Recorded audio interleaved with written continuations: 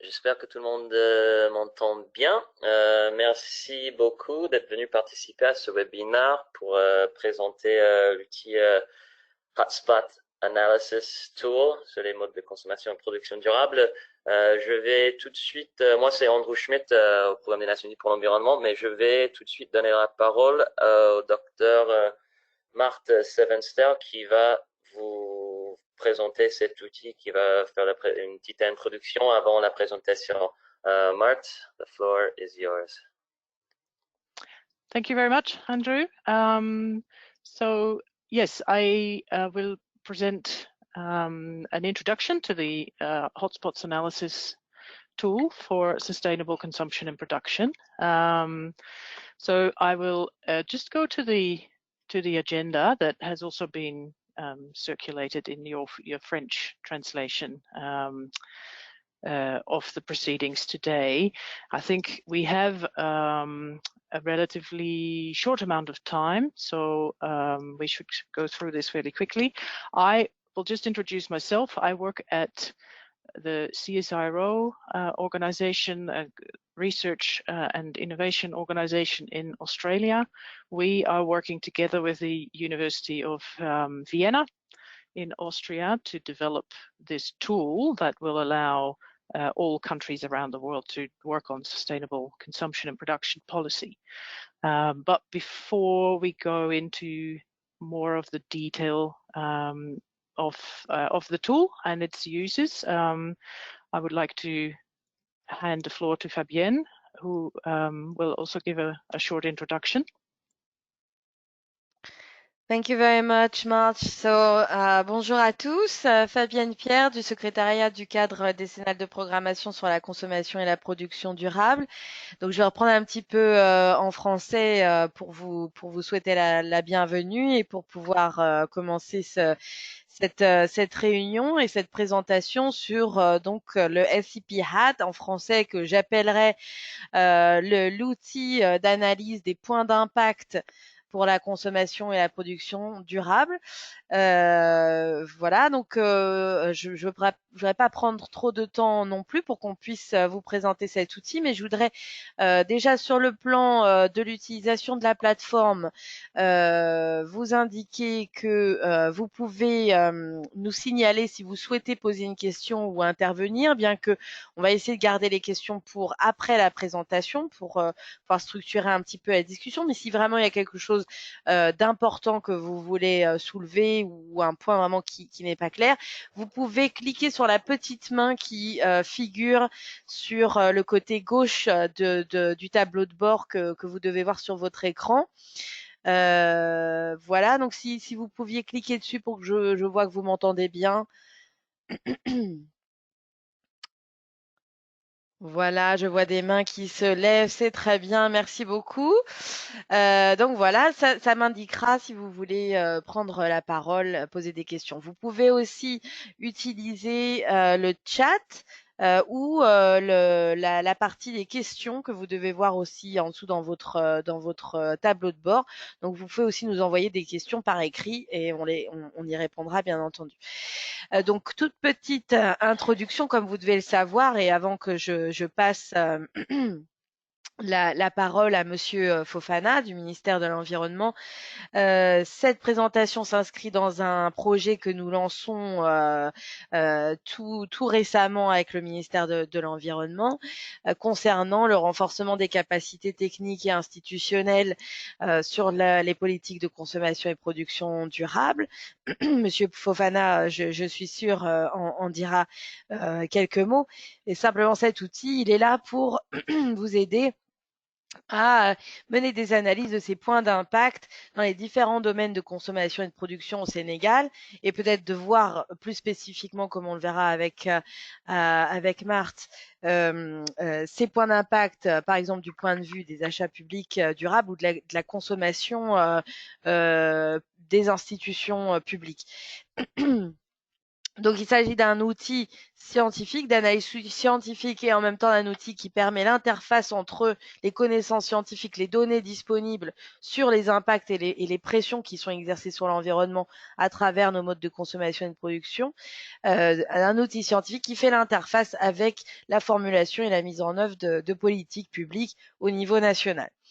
C'est l'objet de ce projet sur lequel nous travaillons avec le Sénégal, le secrétariat du cadre décennal et les partenaires du réseau Une Planète, qui est le réseau qui s'est formé dans les années qui se sont écoulées depuis l'adoption du cadre décennal en 2012, qui s'est formé pour rassembler aujourd'hui plus de 700 partenaires à travers 6 grands programmes mondiaux, dont un programme sur les achats publics durables.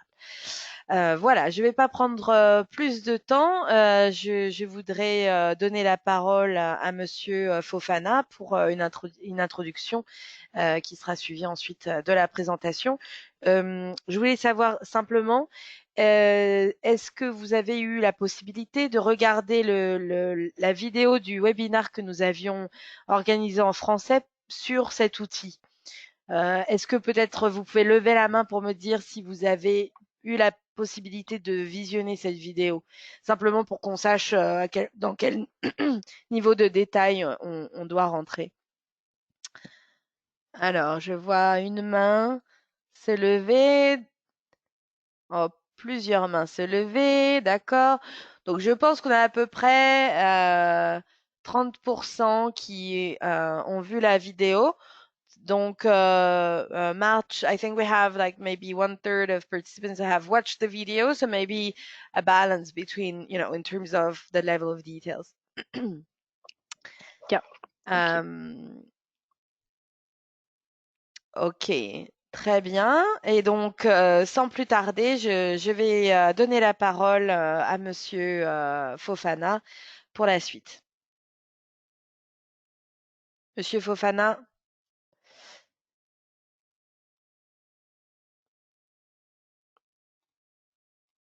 Voilà, le micro est ouvert.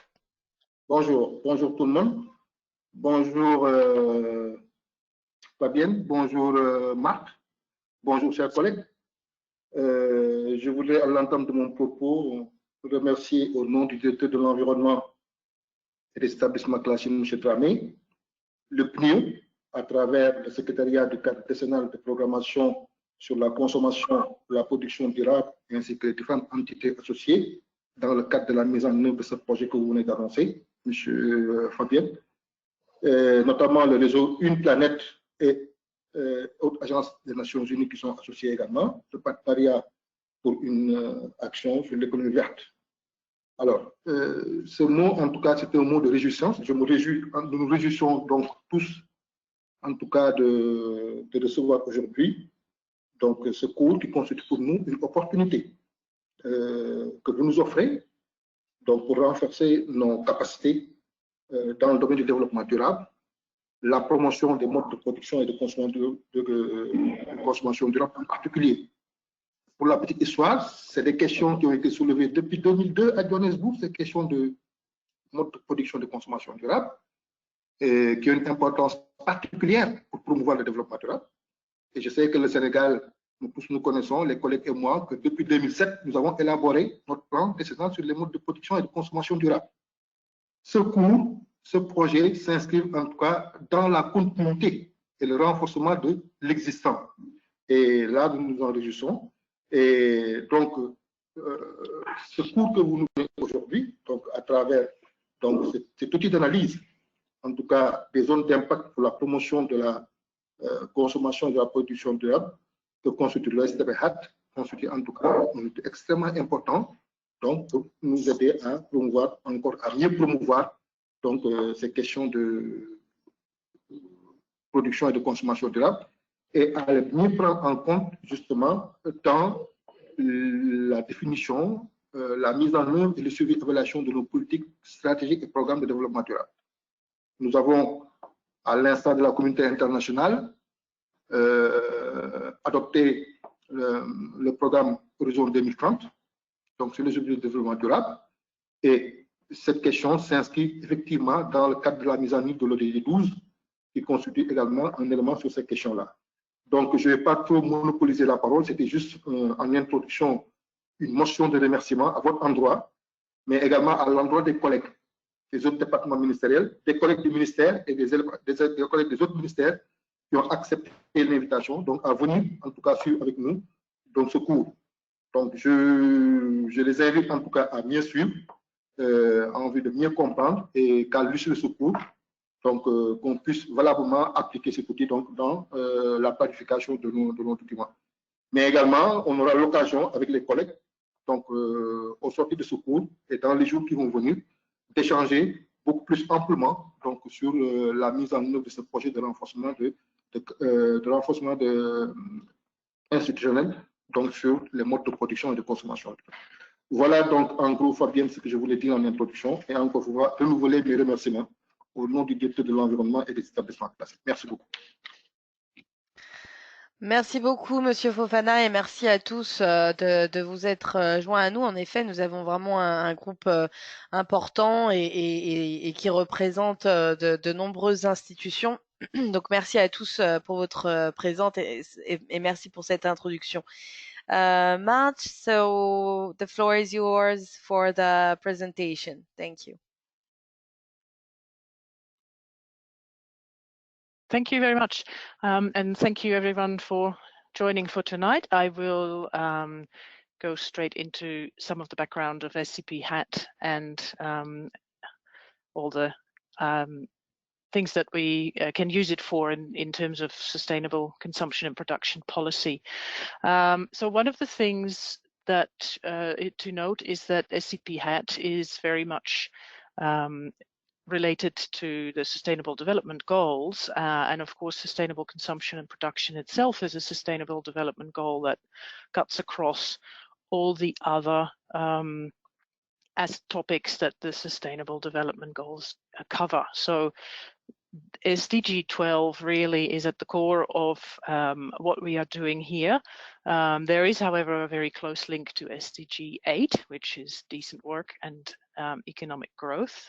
If we delve a little bit more closer below the overarching goals into the different targets, then we find that there are some targets directly relating to the use of natural resources, and in fact target 12.2 which is phrased as achieve sustainable management and efficient use of natural resources by 2030 is very much the same as target 8.4. Both are referring to the material footprint, and not just the material footprint in terms of a total amount of materials going into an economy, but also material footprints relating to the size of the population or the size of the economy of the country that we are talking about. And this is something that you will see very much reflected in the Hotspots Analysis tool, which is what HAT stands for, so the SCP HAT tool is for assessing hotspots in those material and other footprints. So interestingly, one of the things that we noted is that in the overall set of targets underlying the Sustainable Development Goals, the material footprint is actually the only footprint indicator of the collection. So materials are obviously a very important aspect of getting to that sustainable consumption and production, but we have actually developed a tool in such a way that it ties in more topics than just the materials, which we will see in a minute. So some of the policy questions that one would typically ask under that overarching goal of achieving the Sustainable Development Goals number 12 and number 8 is how efficient is a country's economy actually using natural resources for production? And natural resources is both that material aspect, but also other resources such as clean air and land use, for instance. And there are, of course, many other topics that could be covered under these under such a question. The other aspect, and we will go into a little bit more detail about those two perspectives, is how efficient is the resource use that actually underpins a country's consumption activities. So if you have seen the video that was sent around before, you would have seen there are two perspectives that we talk about. One is production and the other one is the consumption perspective. So you see that reflected in those questions. The following question is then how if we don't just talk about pressures, but we actually look at the impacts of what the material use actually means. So, for instance, when talking about raw material use in terms of efficiency, how does that material use translate into a particular impact like fossil fuel depletion or mineral depletion, or the use of biotic resources such as biomass or any agricultural production that underlies food consumption.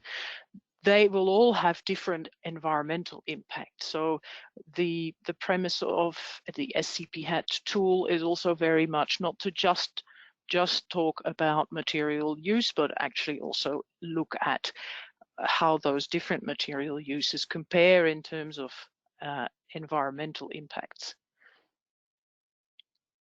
And then another very important one for the information going into policy development is, in fact, where are the hotspots in terms of pressures, in terms of impacts that underlie either that production or consumption perspective.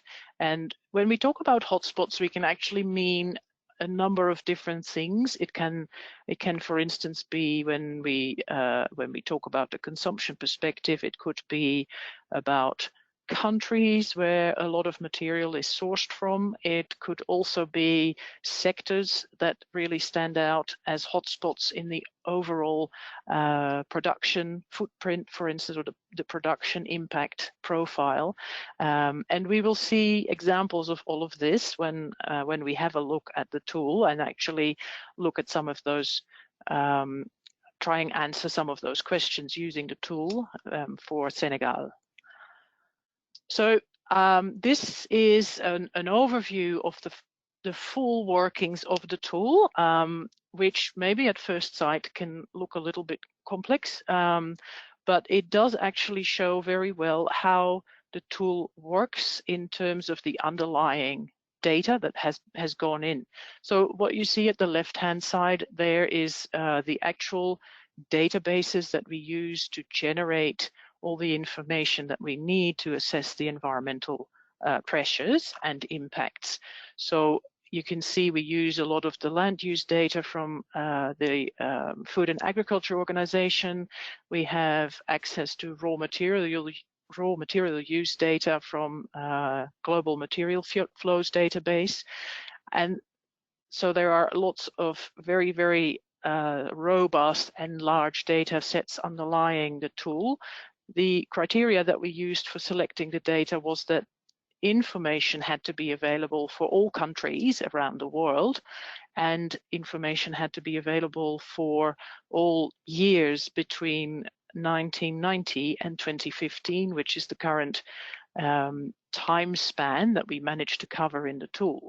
And so we have very much gone for the option to have that level of detail, which means that a lot of databases couldn't be used for this application. We really had to use the best data sets available that have that level of detail. What happens next is that those data, which essentially are the pressure data, so it is the use of raw material, it's the use of land, it's emissions that are emitted from particular processes. That is what we call pressures or interventions. And like I said before, they need to be translated into impacts that have more relevance directly for either environmental or social impact profiles.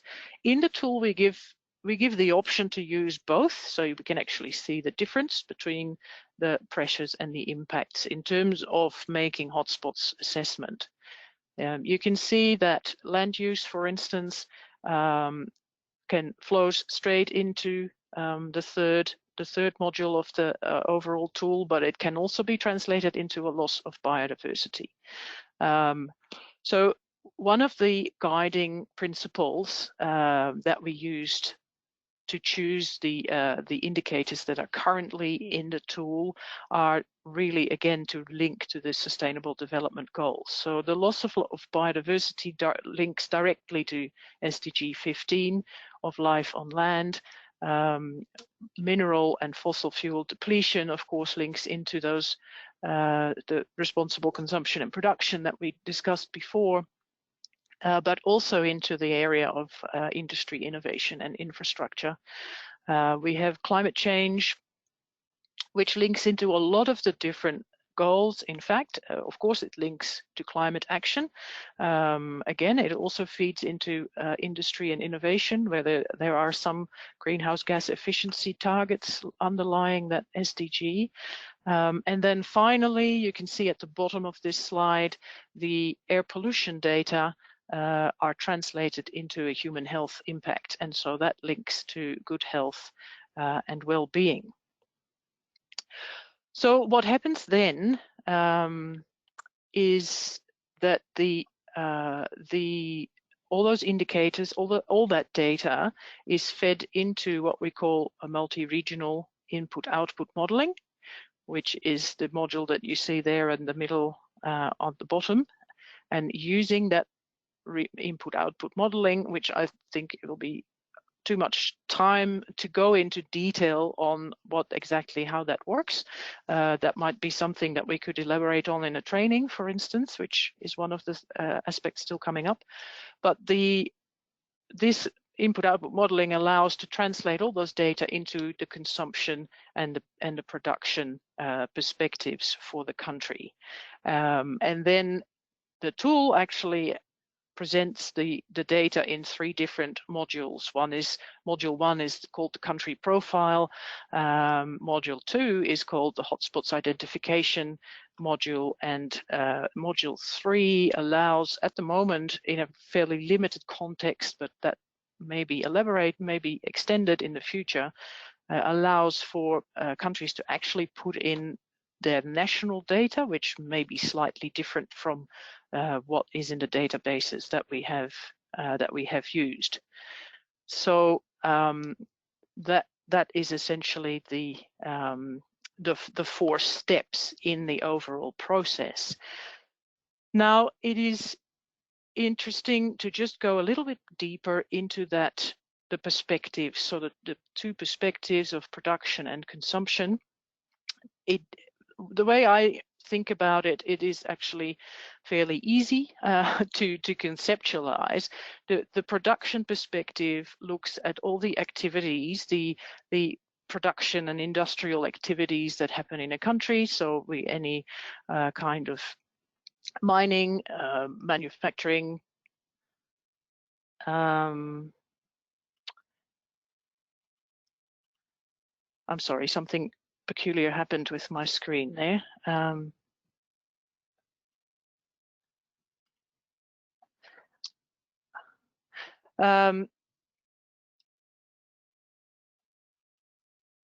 Sorry, this is very peculiar.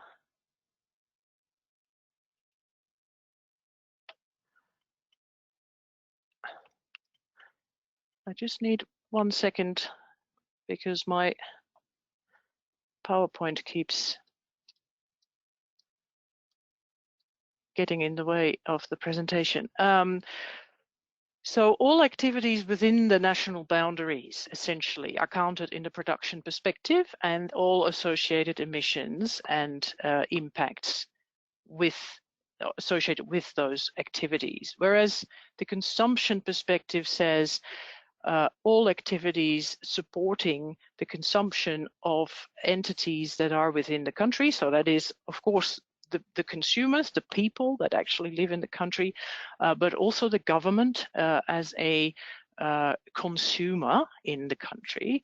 All activities that support that consumption within the national boundaries actually count towards the consumption perspective. So this can be production in any other country around the world that feeds into the country via imports. The exports are, of course, subtracted from the consumption perspective because they go towards consumption or in other countries, and so the net the net effect or the net result from getting the production plus the imports minus the exports is what gives us the consumption perspective. So those are the two different ways to look at well, sustainable consumption and production, obviously. So those two perspectives really give a very complete picture of what aspects are good hotspots to work on and to address policy on. So like I said, the tool has 3 modules.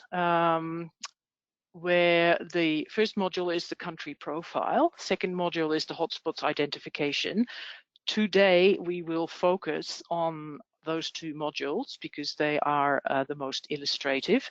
The module 3 is the system where people can users can put in their own national data,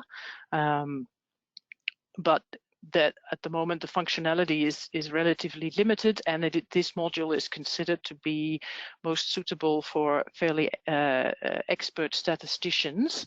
So we will have a quick look at it, but spend most of our time on the other 2 modules.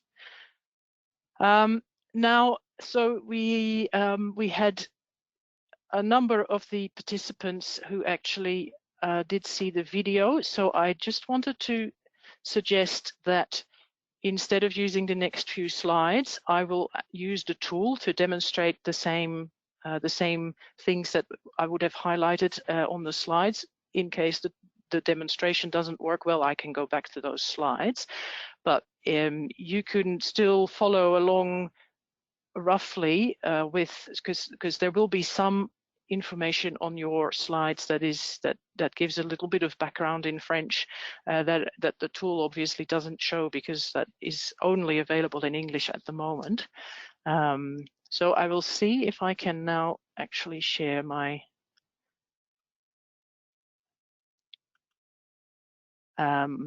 try and share my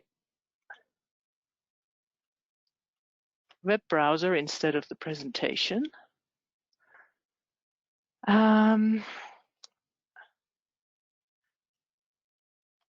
Fabienne, maybe can you give me permission again to share my screen because it doesn't. Sure, let me Sorry do for that. No problem.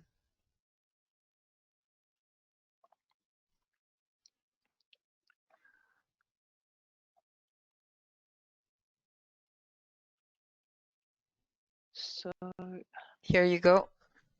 Yep, that's fabulous.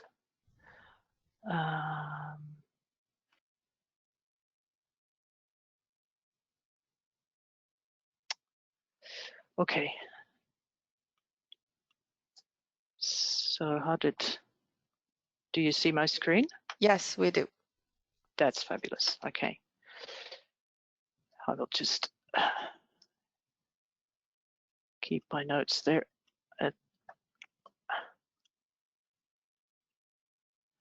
So the hotspots analysis tool looks like this, where we have different tabs to look at the different. So here is where we can access the 3 different modules.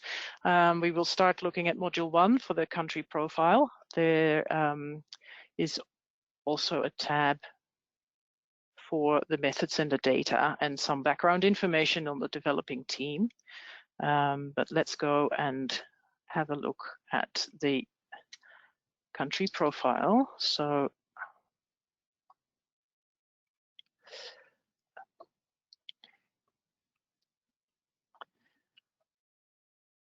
there it goes. So every time we change a little bit, the underlying machinery actually does have to recalculate some things. So we sometimes have to give it just a little while to come up. So the country profiles all have exactly the same layout. At the top, we will see just a brief summary for the 4 big categories that we have talked about. So we have the material use, greenhouse gas emissions, and air pollution, land use.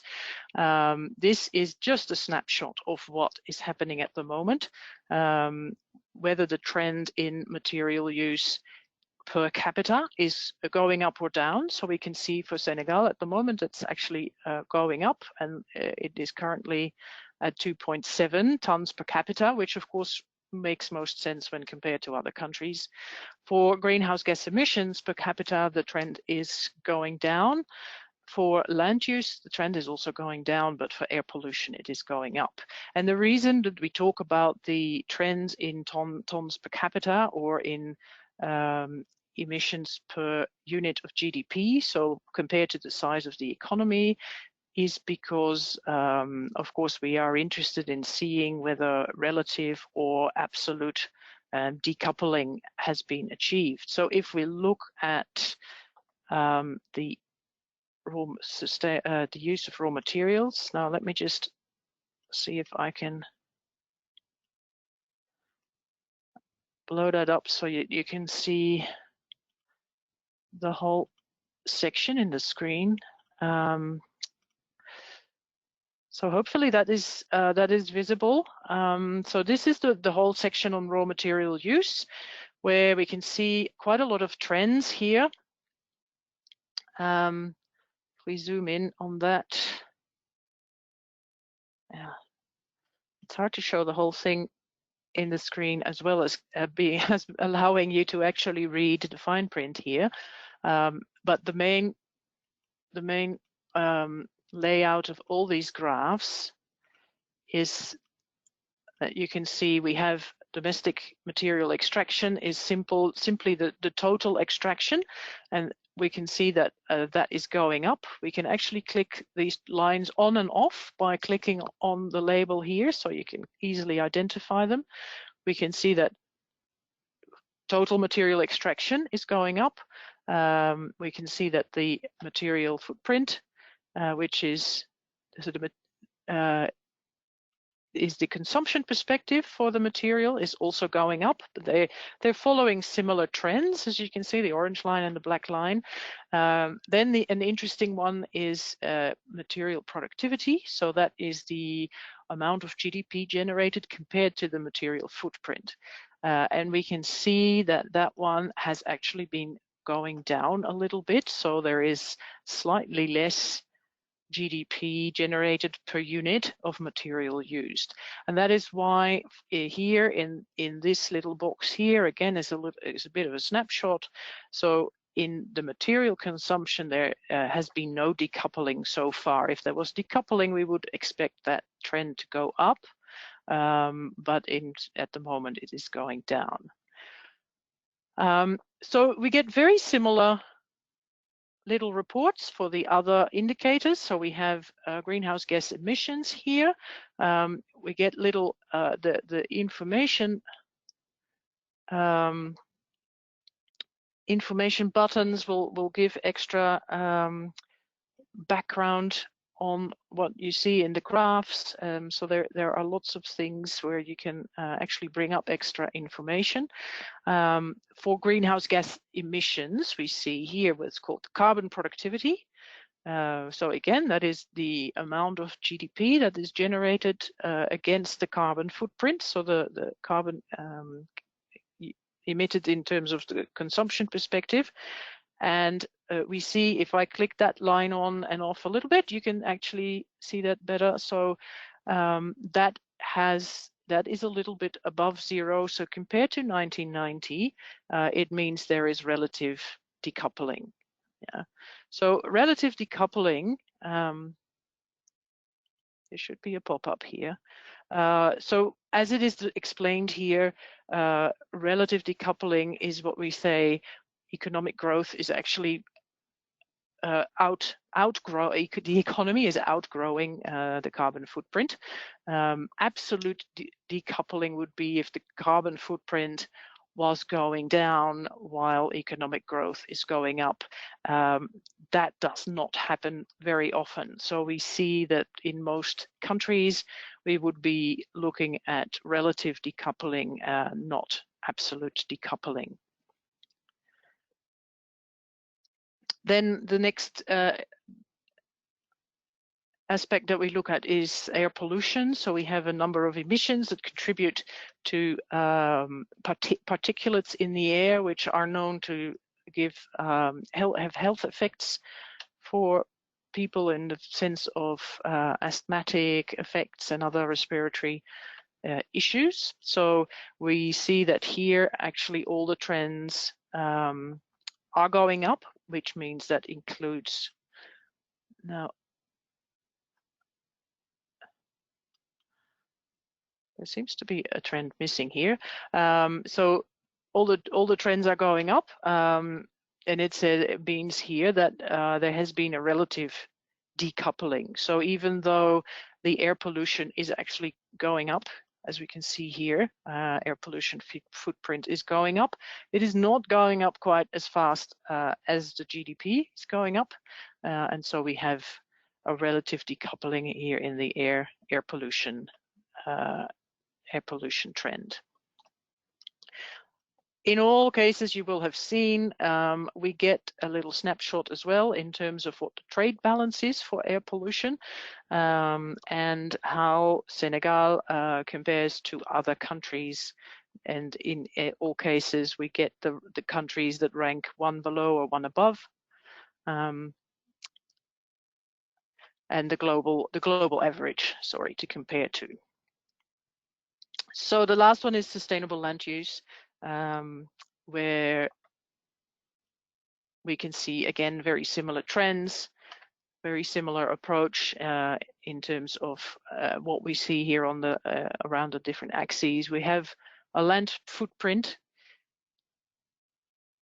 which you can see is going down. And then we also have the biodiversity footprint here, which is, like we explained before, that is the impact associated with land use. So different land uses will have different biodiversity impacts. And we can see that the biodiversity footprint is going down slightly less, but both are actually going down. So here is a great example of where we do actually see some absolute decoupling, because clearly the trend in land use is going the other way from the trend in GDP.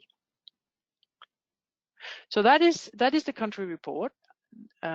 Basically, or the country profile, they look the same for every country. This is a great go-to to get some initial snapshots. There are no choices to make, so it's not interactive. This is something that anyone can use and access. If we go to module 2, so this is the hotspots identification module, then we have much more interaction. And so this is a tool that's probably very useful for policymakers who can quickly access some more targeted data that really address questions that they may have. So if we go there again, we have to give it a little bit of time to load the data. And here, there's quite a lot of data underlying this, so this can typically take a little while.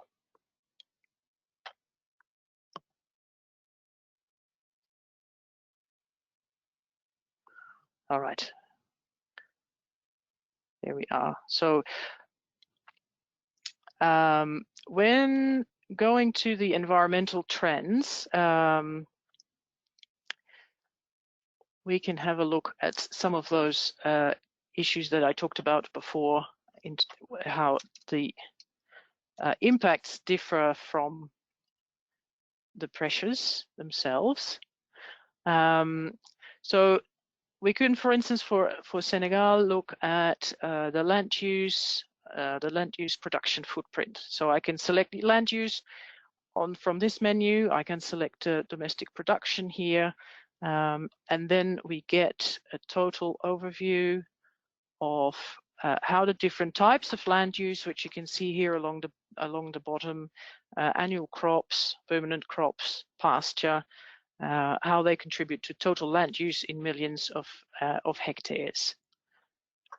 If we now have a look at this other indicator, which is the biodiversity loss or species loss associated with land use, then you can see that the relative contribution of the different types of land uses actually changes quite a bit. So there we see that there is a difference between the impact. So this is an impact indicator, whereas this is a pressure indicator. We can go back to the land use again. So there is a slight difference in the relevance of the different types of land use. Of course, it's interesting to also look at the consumption footprint, which in this case looks slightly different, but not extremely different from the production perspective. So, like I said before, the consumption perspective will have the imports added and the exports subtracted, but of course it depends on how much of the consumption is generated within the country, whether there will be a big difference in that approach. Now, as you can see, there are quite a lot of tabs in this particular module. That's why it is very interactive, and it can generate a lot of different, a lot of different data, lots of different ways to look at the data, depending on the question that you may have. So when you hover over all these tabs, it will actually give you a little bit of an explanation of what that particular sub-tab can tell you. So we see the sustainability trends are a little bit like what we saw in the first module, but it's more interactive. Then we have two tabs that will allow you to look at things split up by sectors. We'll have a look at that in a moment. There's also a trade tab. Sorry, that pop-up is not very elegant like that. But it'll give an explanation of what kind of questions you might be able to answer using that particular tab. There's just a couple of things that I would like to show you. So we'll go to the trends by sector. And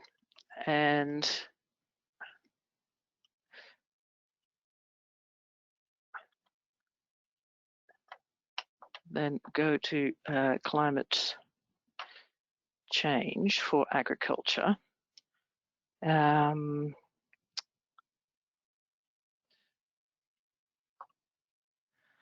So it's interesting to, for instance, compare two sectors in this tab.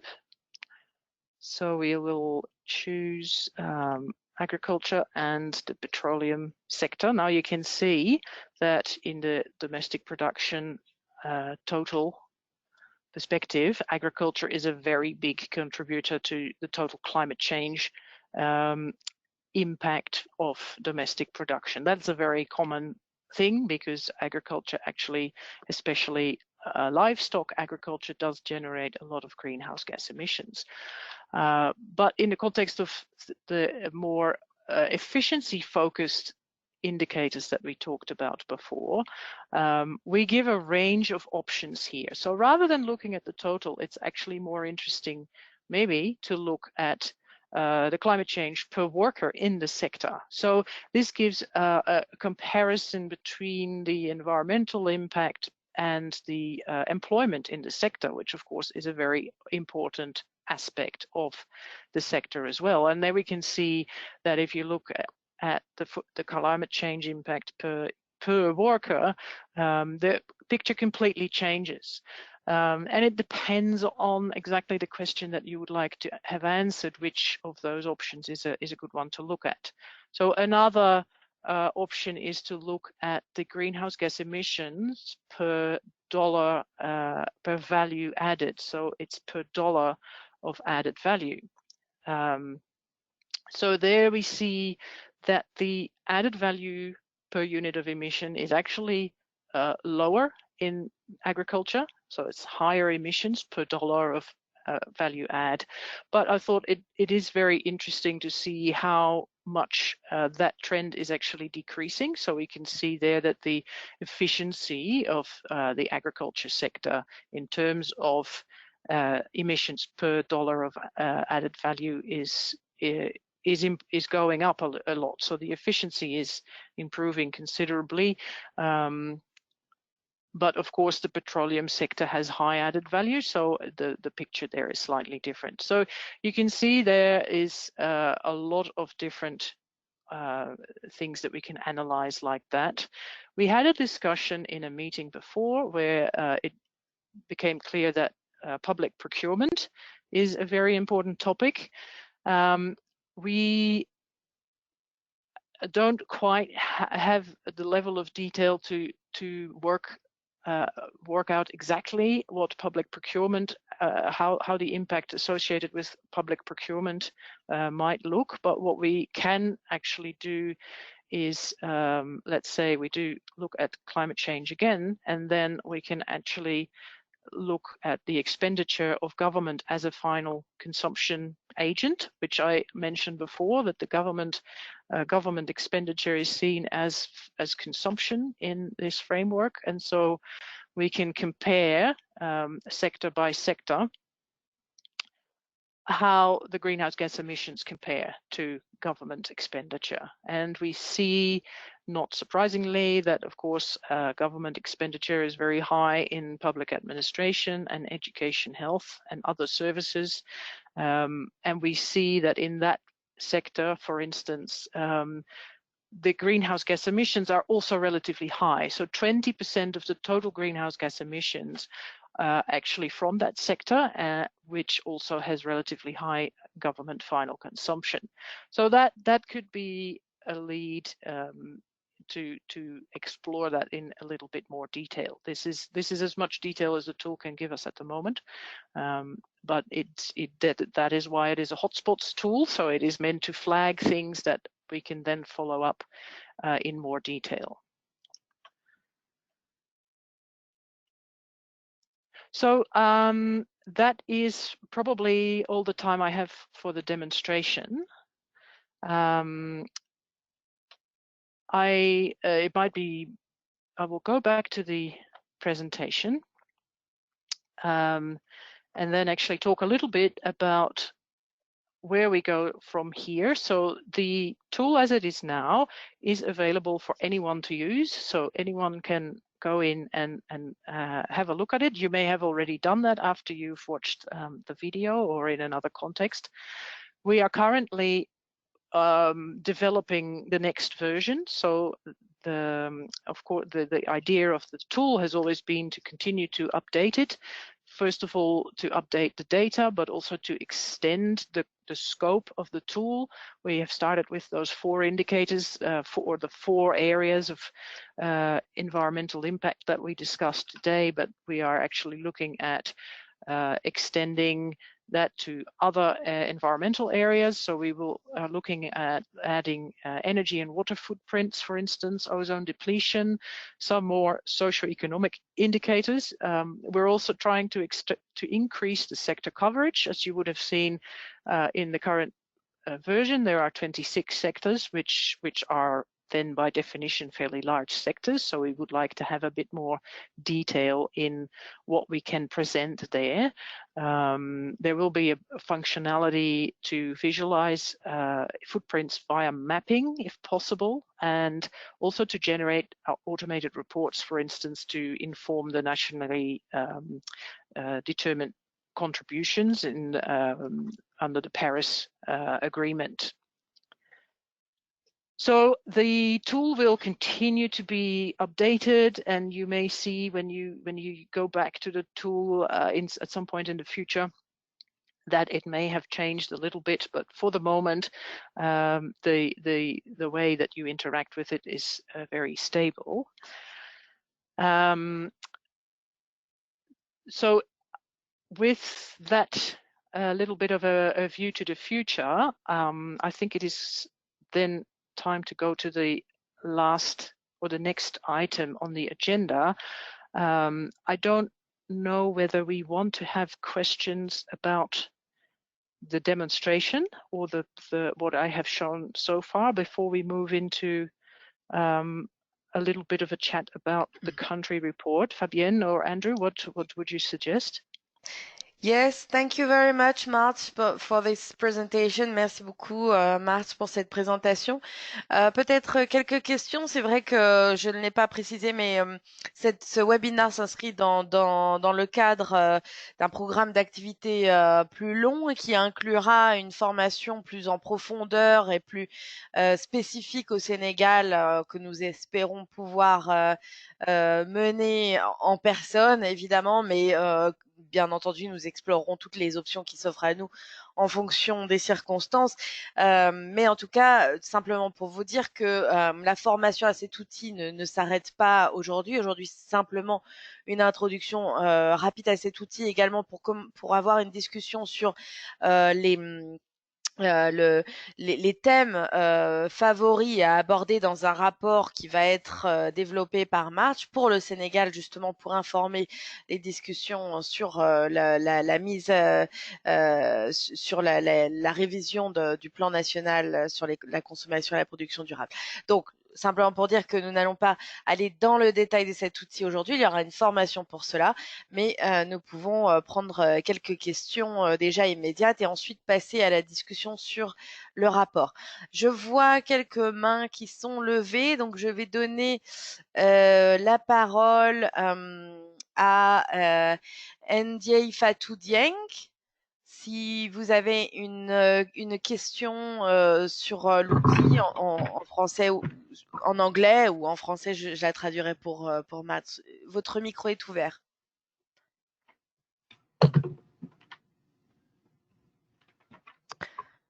Bonjour. Oui, bonjour. Bonjour à tout le monde. Moi, c'est Ndiaye Fatou Dieng, Madame Ndiaye. Je suis de la tech. Moi, j'avais une seule question à poser. Oui. Je voudrais savoir si l'outil, le HCP qui est mis en... c'est un outil qui sera peut-être mis en œuvre ici au Sénégal. Mais est-ce que cet outil-là qui est développé, est-ce qu'il sera pertinent pour le Sénégal vu que il est développé dans d'autres pays pilotes? Est-ce que comme il est développé dans d'autres pays, est-ce qu'il sera pertinent ici de le développer ici au Sénégal? Juste savoir la pertinence de cet outil-là, le HCP. Merci. Merci beaucoup pour cette question, et tout à fait pertinente. Avant de passer la parole à Marc, je voulais simplement préciser que cet outil, il a été développé à la demande du Programme des Nations Unies pour l'environnement par donc l'Université de Vienne et l'organisme que représente March aujourd'hui, qui s'appelle CSIRO, qui est un institut de recherche et d'analyse basé en Australie. Donc cet outil, il a vraiment été développé pour l'ensemble, pour un maximum de pays dans le monde.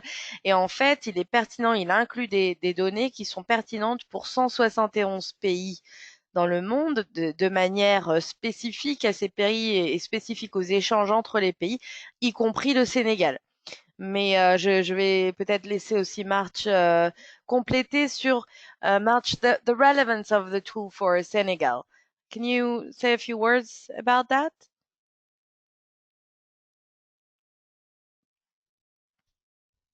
Sorry, I was muted. Thank you, Fabienne, and thank you for that question. So indeed, as I think Fabienne was explaining, all countries are covered in exactly the same way in this tool, which means it is it is of equal relevance for all countries. It doesn't make any distinctions between the different countries. We the databases that are used, as I know from at least, for instance, the land use, the data that the FAO is compiling, which covers all countries, that is all based on national statistics. So the data that we are using should all be identical to what is collected at the national level.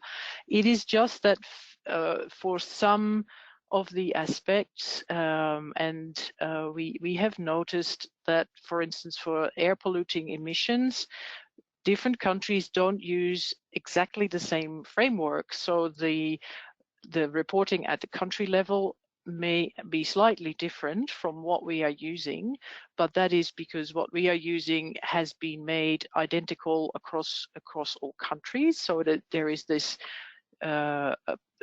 approach to try and make the reporting but for all the countries the same, which means that sometimes there are very small differences. I'm quite confident that the differences will be small, but there can be slight differences, for instance, in how countries define a particular use of a forest compared to how the FAO defines a forest.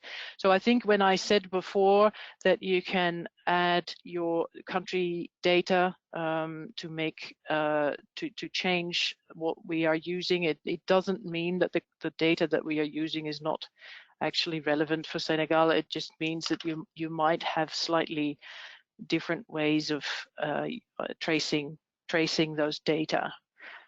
So that it is actually quite a unique feature of this tool that it covers almost all countries in the world, also the smaller countries, like some of the island states, which are usually not covered separately in this kind of tool. So we made an effort to really make this relevant for all countries. Merci beaucoup, Marthe. Donc simplement pour résumer en français, effectivement, l'outil fait appel à des bases de données internationales qui elles-mêmes ont été développées par des organismes internationaux qui sont reconnus. C'était vraiment un critère très important pour le PNUE dans le développement de cet outil, de faire en sorte que les sources que nous utilisons pour les données qui sont derrière cet outil soient reconnues par la communauté scientifique au niveau international et soient également des sources institutionnelles crédibles et reconnues par les États membres des Nations Unies.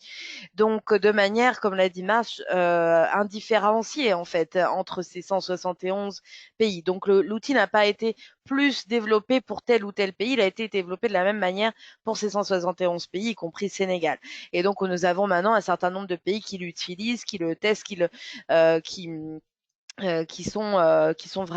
commencent vraiment à faire appel à lui pour justement identifier des priorités nationales du point de vue des différentes perspectives qui ont été présentées aujourd'hui par March. Il peut y avoir de petites différences entre les résultats qu'on obtient avec ces bases de données internationales et peut-être les données qui sont collectées au niveau national de manière plus fine, mais ces différences sont généralement assez marginales ou petites pour ne pas changer radicalement en fait les observations qu'on peut faire sur les tendances. Cela dit, c'est pour ça que l'outil inclut déjà un troisième module qui vous permet d'entrer les données nationales pour au moins 2 indicateurs qui sont les émissions de gaz à effet de serre et l'utilisation des ressources naturelles. Et peut-être que dans l'avenir, on pourra également permettre l'inclusion de données nationales plus fines pour d'autres indicateurs. J'espère que nous avons répondu à votre question. Je voudrais donner la parole. On va peut-être prendre des questions courtes et essayer d'y répondre brièvement.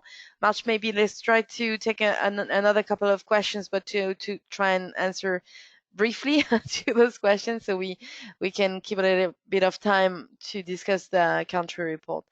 Je vais te donner la parole. Je vois la main levée de Binta. Oui, c'est ça. Bonjour, Bonjour à tous. le micro est ouvert. Merci de vous présenter pour qu'on sache un petit peu de quelle institution vous êtes. Merci. Bonjour à tous, c'est Bintaba de la direction des aires marines communautaires protégées. Alors, j'ai deux... Oui, allez-y, allez-y. D'accord, merci. J'ai un petit commentaire par rapport à l'outil. C'est que je me dis qu'au-delà de l'analyse de la performance environnementale et socio-économique, il serait quand même pertinent d'y ajouter un module qui pourrait offrir la possibilité de faire des scénarios. Et je me dis que ceci va aider les pays à mieux orienter leur consommation et production durable lors de l'élaboration des politiques. Voilà, c'était ça. Merci. Merci beaucoup. En effet, c'est une question importante. March, I don't know if you understood that question, which was about the possibility of adding a module that would allow the tool to generate scenarios on how to reduce pressures and impacts through those scenarios. So if you wanna give it a try, and I can compliment if you want, or I will. Okay. Yeah, that is a very good question, and I think it is definitely something that would be very important, but it's not what this tool is actually focusing on. This tool is really for highlighting hotspots that can then be looked at in more detail, which would include doing scenario modeling. I think there are some other tools that do scenario modeling, or at least are planning to do that. So unfortunately, there is not a plan for this particular tool, but that is not to say that it is not a very important aspect, of course. I don't know, Fabienne, do you have... Oui, donc effectivement, ça ne fait pas partie encore de cet outil du projet de développement de deuxième phase sur lequel nous travaillons, même si bien entendu c'est une question très importante et que par ailleurs il y a d'autres travaux, par exemple du panel sur les ressources naturelles qui sont en cours sur la question des scénarios. La difficulté, c'est finalement l'existence d'un consensus international sur la manière de construire ces scénarios d'un point de vue méthodologique. Donc si nous arrivons à avoir une méthodologie assez solide et reconnue et partagée pour des scénarios comme cela, on pourra effectivement envisager l'inclusion dans cet outil.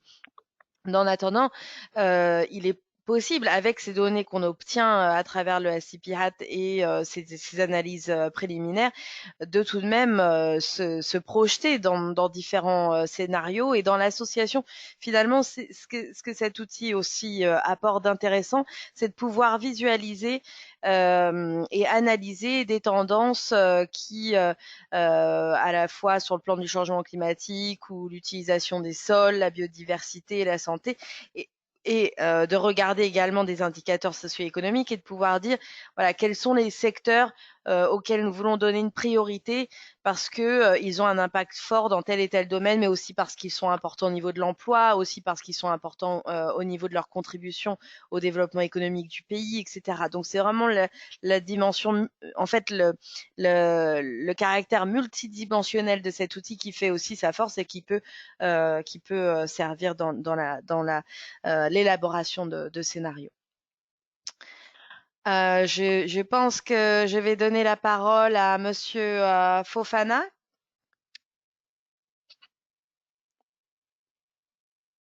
Alors, je ne vois plus votre main. Je ne sais pas si vous vouliez prendre la parole, Monsieur Fofana.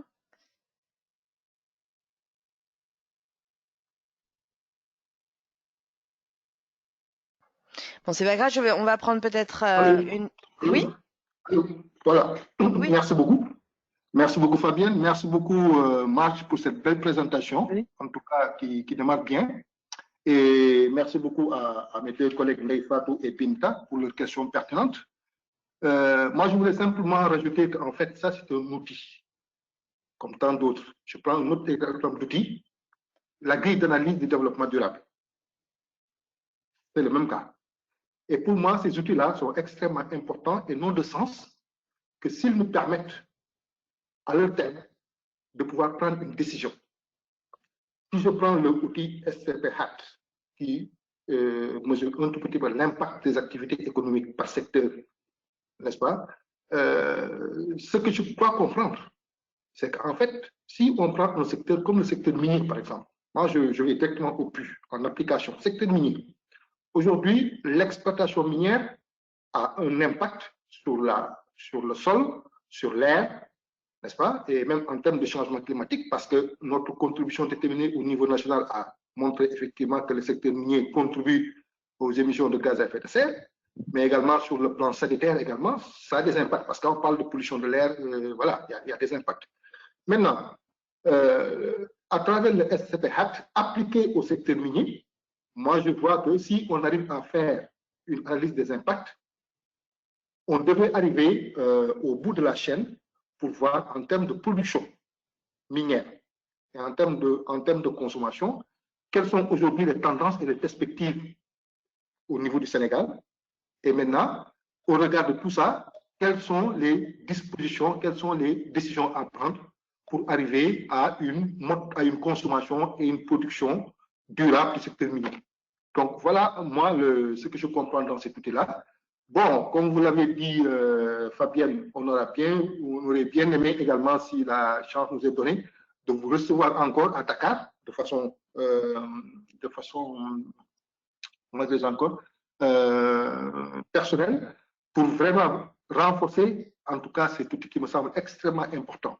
Aujourd'hui, si je comprends bien, ce n'est qu'une présentation. Et surtout que justement, il y a la nouvelle, comment dire encore, la nouvelle série de 2020 qui va venir, mais aussi, à terme, si l'occasion nous sera donnée, hein, avec cette pandémie du Covid-19, d'avoir une action de formation présentielle qui nous permettrait d'entrer au fond de l'outil et de pouvoir mieux maîtriser, de pouvoir mieux l'appliquer, en tout cas, dans l'analyse de nos secteurs. Mais comme je dis, la finalité, c'est qu'au terme de l'analyse, qu'on puisse donner aux décideurs pour prendre une décision au regard de tout ce qu'on a développé en termes de consommation et de production durable. Voilà donc les quelques éléments de contribution et questions que je voulais poser. Merci bien.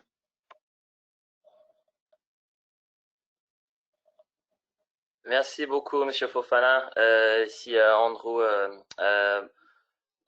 Marthe, the question that the comment that Mr. Fofana was making and taking an example of for example, the mining sector and all of the different impacts that you can see through using the tool, and that at the end you see the final impacts at the end of the chain, and so how important this tool can be for decision makers when taking decisions on how to improve SCP in their country. So I think more of a commentary on how that this is what he was saying is he sees as one of the main aspects or powerful means for using this tool is to provide decision makers with the type of information to make more informed decisions. So I'm not sure if you have anything on that to kind of follow with that. No, thank you very much for those comments, and I think that is, of course, what we hope that this tool will be used for. So that's much appreciated. Okay, good. And I think with that, it might be a good moment to maybe we can take some more of the questions by writing and move on to the country report. Merci pour tous qui ont déjà posé des questions, et je vois qu'il y a d'autres questions encore. Mais je pense que comme on est déjà un peu en retard, ce que je propose, c'est que si vous avez encore des questions, de nous envoyer juste en utilisant le chat, et on va passer au rapport du pays, mais on va pas laisser tomber ces questions ou ici ou par écrit, par mail ensuite. On va continuer à échanger. Donc merci beaucoup pour toutes les questions déjà posées, pour toutes les questions à venir, et avec ça je vais passer la parole à Marthe. Marthe, I think I said that there's still more questions to come in, which I'm sure are very interesting and important, and that we'll take those by writing and see what kind of time we have left. But if we want to maybe just move on to the country report, since I think we're already a little behind schedule, but there's a lot of enthusiasm. Great. All right. Thank you, Andrew. Yes, no, absolutely. We will. I'm happy to take the questions and again get back to them tomorrow. So just to of course, this is all part of a much bigger overarching project that the UN is coordinating. The team that I am part of is playing a role in a few different aspects, and the webinar today was one of them. The next item in the work that we are doing will be to produce a country report for Senegal, and very much using, of course, the tool that I have just shown. And so some of the module 2 aspects that we looked at today will also inform that report. One of the things that I wanted to do today is to actually ask if anyone has a particular idea of relevant policy areas that we should address. Then it would be very good maybe also to get those written after this session. What I have put up there on the right-hand side of the slide is essentially the chapter headings that we have agreed would be the standard for this report. We already wrote a report for Bhutan as another of the pilot countries. So we're trying to generate a sort of comprehensive but consistent report for those countries as well. We are bound by what we can do with the tool, but of course we do want that information to link to any policy areas. We also have already obtained a lot of very relevant policy documents from Monsieur Fofana. So we do have a lot of information to work with, but I would like to see whether there are any other areas that any of the participants today would want to flag as important there. And it's both about policy areas and maybe about sectors that are of particular relevance. So that is one item. Once I have had that feedback, then I can start developing the report. Then we will aim to have a draft of the report at the end of June or early July. And then that can be circulated to the relevant people and finalized. The other item, which I mentioned already during the webinar, is that there is a plan to have a face-to-face training at the round table that will take place in Senegal. Of course, at this point, it is still a little hard to know exactly when that will be, but that will also provide an opportunity to go into much more depth of how to actually use the tool. We can then also look at maybe how to use module 3, and depending on where the development is for the next version of the tool, we might even be able to have a look at some of the new aspects as well. So that's what I wanted to leave it at. I don't know, Andrew or Fabienne, whether you have anything to add.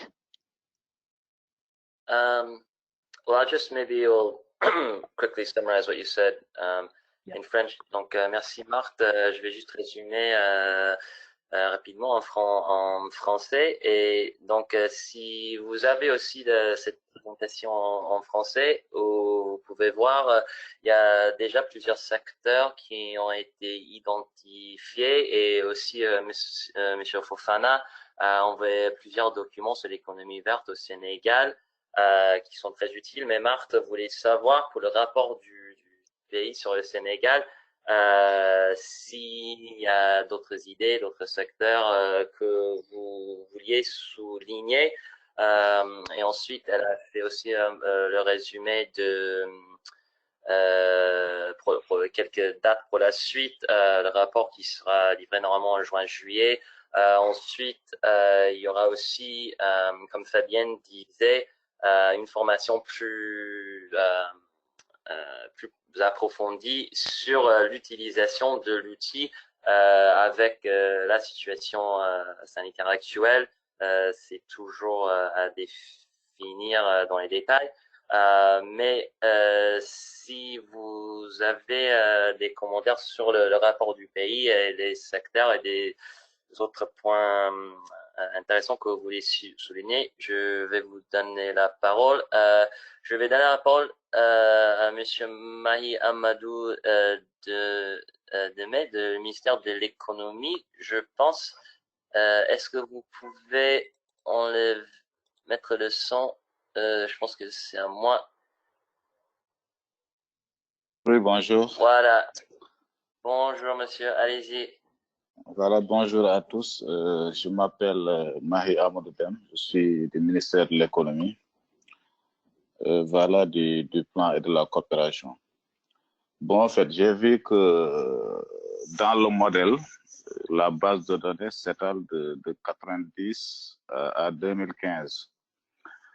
Est-ce qu'il est prévu une extension du modèle, peut-être jusqu'en 2019 ou 2020?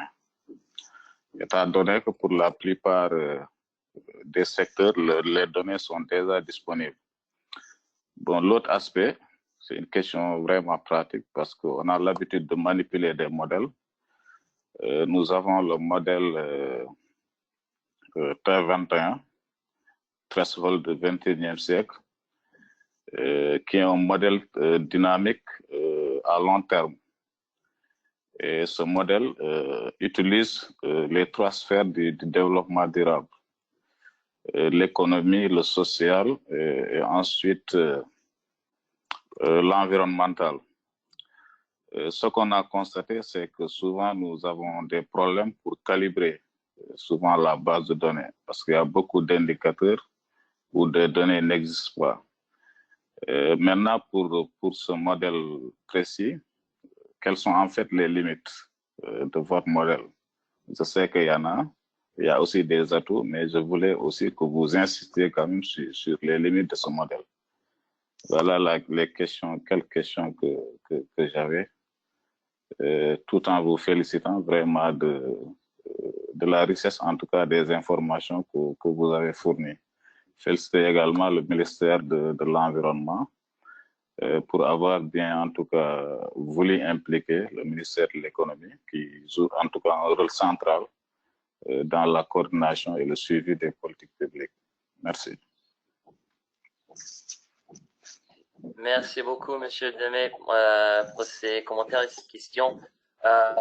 Mark, what Mr. Amadou was saying, well, he was asking first of all that he noticed that the databases in the model are from 1990 until 2015, and I was just wondering if there is any plans on extending that for sectors for which there is data that's maybe available up until 2020.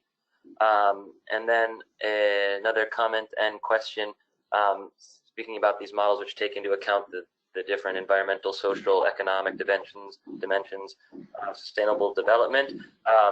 There's often problems on kind of calibrating the data between these different spheres. And so although this is certainly an excellent model, what are some of the limits in this regard for this model? And congratulations on the model, it's an excellent model. Thank you for that question. So yes, the time coverage is, I don't think we will be able to update or to extend it anytime soon. So we do not foresee that for this year. One of the issues is that it always takes a bit of time for the national data to be aggregated and then to be consolidated. So the greenhouse gas emissions and the air pollution emissions data, for instance, are really only available until 2015 at the moment. That has not been extended yet. The same for instance, for the forestry data, that will only probably get an update in 2020, which means that the data will not become available until about a year after. But we will definitely keep an eye on when there are opportunities to extend the time series. So but I don't think that will be for another maybe 1 or 2 years. So that is for the first aspect. In terms of all the different all the different environmental impacts, I'm not entirely sure that I understood the question correctly.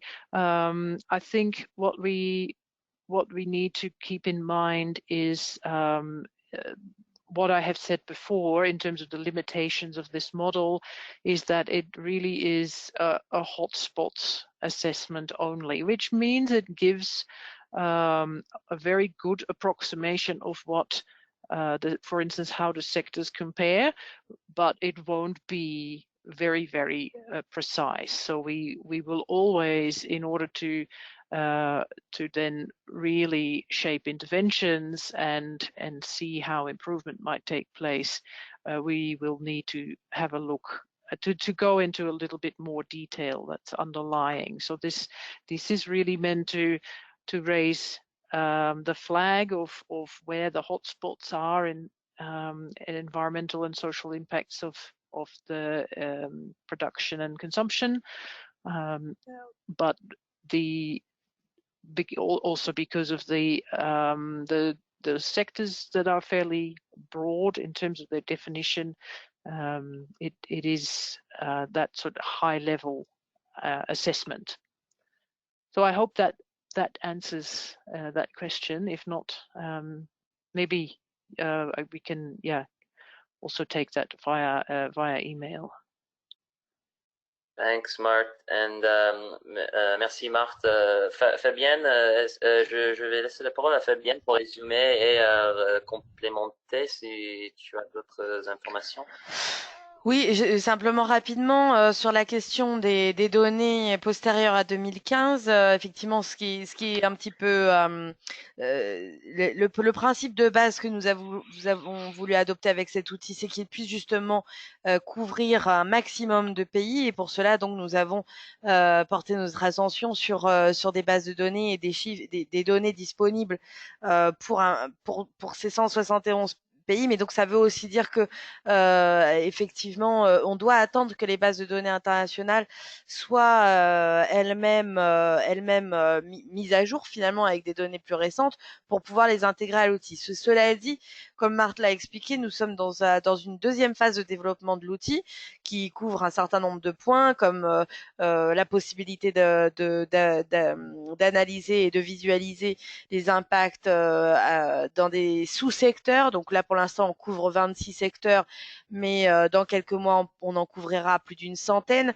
Donc, on sera beaucoup plus à même d'avoir des analyses détaillées au sein des secteurs et entre les sous-secteurs. Et dans cet exercice de développement, nous incluons également une réflexion sur justement l'inclusion de données plus récentes à l'outil. Ça fait partie des efforts que nous faisons sur ce point. On pourrait imaginer aussi, comme c'est déjà le cas sur 2 indicateurs, la possibilité pour un pays d'inclure ces données jusqu'à 2015, de voir si on pourrait permettre l'inclusion de données sur des années postérieures quand celles-ci sont disponibles au niveau national, au moins pour la visualisation des résultats. Et ensuite sur la limitation, voilà, je reprends en français ce que disait Marthe. Je ne sais pas si c'est une limitation, en tout cas, un des critères que nous avons retenu pour la sélection des indicateurs, c'est bien la disponibilité des données et leur qualité. Donc, déjà en soi, nous avons essayé de mettre en place un modèle avec lequel on a le moins de risques possible, justement, d'un peu d'incohérence ou de manquement dans les données. Bien sûr, il peut y avoir, par exemple, et surtout à l'avenir, quand on aura plus de secteurs, quand un secteur finalement représente une toute petite partie de l'économie et que donc les données sont assez marginales, la quantité représentée est très petite sur l'ensemble, il peut y avoir des marges d'erreur plus importantes. Donc on va aussi inclure de l'information là-dessus, de l'information sur les marges d'erreur quant aux données qui s'affichent à travers l'outil. Maintenant, c'est pas une limite, mais c'est l'objectif, la raison d'être de cet outil, c'est de pointer dans la bonne direction et c'est de permettre de poser les bonnes questions, d'avoir un bon point de départ en fait dans la réflexion stratégique, de pouvoir dire voilà, on regarde vraiment au départ quels sont les secteurs qui ont le plus d'impact, où on observe les plus grandes pressions, les plus grands impacts, et en même temps, comme je disais tout à l'heure, où on a un poids dans l'économie particulièrement important, un poids dans l'emploi, l'emploi au niveau national particulièrement important. Donc c'est un petit peu cet équilibre qu'on doit trouver entre ces différentes dimensions. Donc ça va pas permettre d'aller ensuite très en profondeur, très dans le détail dans chacun des secteurs, mais ça va permettre de dire voilà les secteurs avec lesquels on doit vraiment commencer ou sur lesquels on doit se concentrer et ensuite aller plus loin dans des analyses complémentaires et d'utiliser d'autres outils qui sont par ailleurs disponibles pour cette deuxième phase.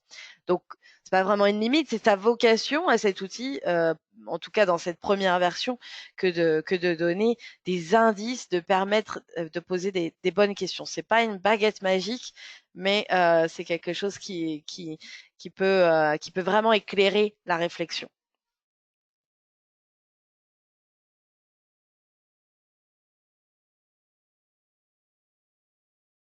Merci beaucoup, Fabienne. Je vais donner la parole à Monsieur Fofana. Nous sommes déjà 30 minutes après normalement l'heure qu'on finissait, terminait ce webinaire. Ben, c'est excellent l'enthousiasme.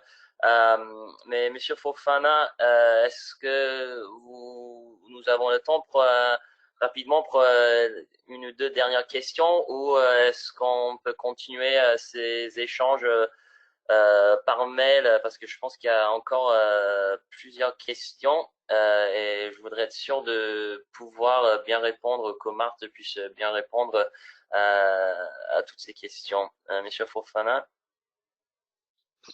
Oui, Andrew, merci beaucoup. Enfin, moi, ce n'est pas une question, c'est juste pour apporter des éléments de réponse qui ont été posés dans le cadre de l'élaboration du rapport Pays Sénégal. Parce que là, je vois que là, au niveau de lien entre le SCP et les politiques non relevant, je vois qu'il y a le point qui parle des achats publics durables et autres. Vous avez dit autres. La même chose également sur les tendances concernant les secteurs. Bon, quand on parle de ressources, qu'est-ce que vous voulez dire par là? Est-ce que c'est des ressources naturelles ou pas? Ressources, c'est vague. Agriculture, oui. Oeuvre, on verra. Alors là, pour dire que pour les autres secteurs qui sont pointés ici, peut-être que je demanderai de nous laisser le temps en interne de voir un tout petit peu quels sont les secteurs qui nous semblent être très importants et prioritaires. Et je rappelle simplement que dans le cadre du plan d'action décennal sur le mode de production et de consommation durable, nous avions visé 12 secteurs. Et qu'aujourd'hui, peut-être que tous ces secteurs ne seront pas peut-être évalués dans le cadre de ce rapport pays, mais en interne, on pourra discuter et entre nous cibler les secteurs qui nous semblent être les plus importants et les plus prioritaires, donc que nous allons vous ramener. Merci beaucoup. C'est l'élément que je voulais apporter.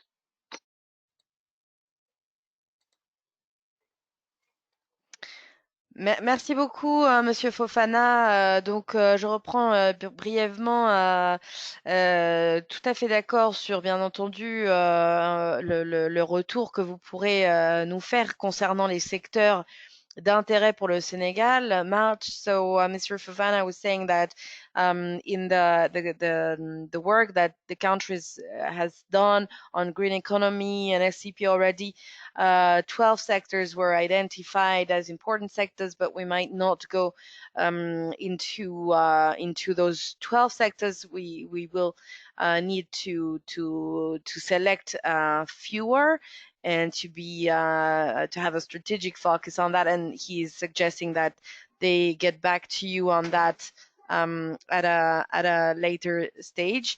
So I think that's a good plan.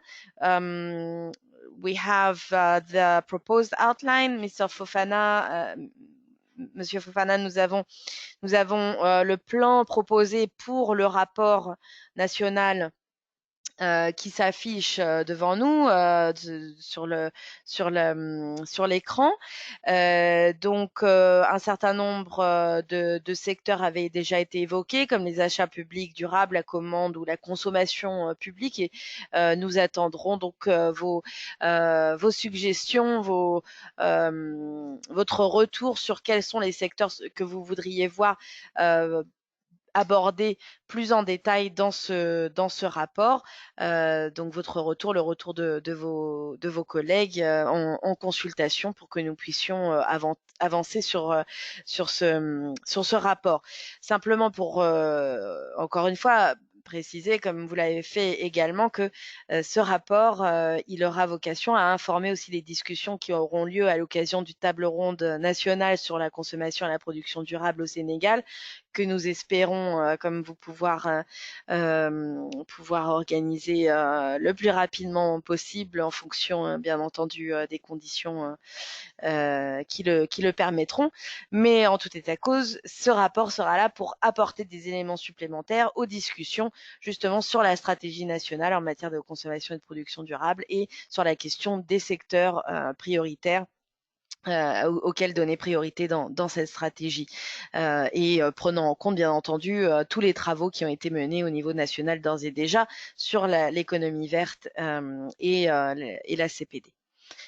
Voilà, maybe I would like to give the last word to March and Mr. Fofana to maybe conclude and agree on the next steps. March. Thank you, Fabienne. I think yeah, we have discussed everything that we need to discuss. It has been very good to have such a engaged audience on a webinar, which is always a little what is it? The distance sort of does get in the way sometimes, but I really felt there was quite a lot of engagement, also from the questions. So thank you for that. Please let me know if you have any feedback in response to the questions on this slide. But then I look forward to getting to starting the country report and developing that for later sharing. So thank you very much, and thanks Fabienne and Andrew for hosting and translating for me. Thank you very much, March. Monsieur Fofana, voulez-vous clôturer cette réunion? Encore une fois, un grand merci à vous tous pour votre participation, un grand merci à Marthe pour sa présentation et donc la prochaine étape sera d'identifier, de commencer l'analyse plus en détail pour ce rapport sur la base de vos recommandations et de vos choix en matière de secteur prioritaire. Monsieur Fofana, si vous voulez conclure. Voilà, merci beaucoup Fabienne. Donc, les mots de conclusion, c'est tout d'abord renouveler les remerciements, tous nos remerciements au nom de mes collègues aussi. Donc, pour cette première visioconférence, donc sur cet outil extrêmement important. Je crois que, comme je l'ai dit, c'est un premier pas qui nous a permis en tout cas de découvrir l'outil. Et que si la chance nous est donnée, peut-être qu'on aura d'autres occasions de façon présentielle à entrer beaucoup plus en détail, et ce qui nous permettra encore de mieux maîtriser l'outil. Pour ce qui est du rapport national pays, comme je l'ai dit tantôt, donc avec les collègues, nous allons continuer les échanges pour vous revenir maintenant sur les secteurs qui seront identifiés pour nous pour faire l'objet de cette étude-là. Encore une fois, merci beaucoup à tous, merci beaucoup aux collègues à qui je recommande que nous allons continuer à travailler encore sur ces éléments-là au courant de la semaine pour essayer d'identifier rapidement donc les secteurs qui nous semblent être prioritaires et importants donc pour faire l'objet de cette étude-là, donc le profil national. Je ne sais pas, bon, mais je ferai circuler en tout cas le plan d'action décennal pour que chacun d'entre vous dispose et voir ce qui a été fait et que nous allons y travailler personnellement, enfin, nous allons tous y travailler également parce qu'il sera question de réviser ce plan d'action décennal et nous pensons qu'avec les sectoriels que vous êtes, c'est à nous-mêmes de le réviser nous-mêmes et donc pour dire que nous allons continuer à travailler ensemble, main dans la main et donc pour arriver en tout cas à produire tous ces documents-là. Donc encore une fois, merci beaucoup à vous tous. Donc merci beaucoup à Marc. Je sais qu'il fait actuellement 19h38 chez vous, si je ne m'abuse. Donc vraiment merci beaucoup et donc nous osons espérer vous retrouver prochainement hein, et portez-vous bien et prenez soin de vous. Merci beaucoup. Merci beaucoup, merci à tous. Au revoir et bonne journée and good evening, March. Thank you very much. Merci. Have a good day. Thank you. Merci. Merci, merci à tous. Merci à tous. Merci beaucoup. N'hésitez pas à envoyer vos commentaires par mail si vous n'avez pas eu le temps de les poser ici. Tout à fait, tout à fait. D'accord. Tout à fait, tout à fait. Très bien.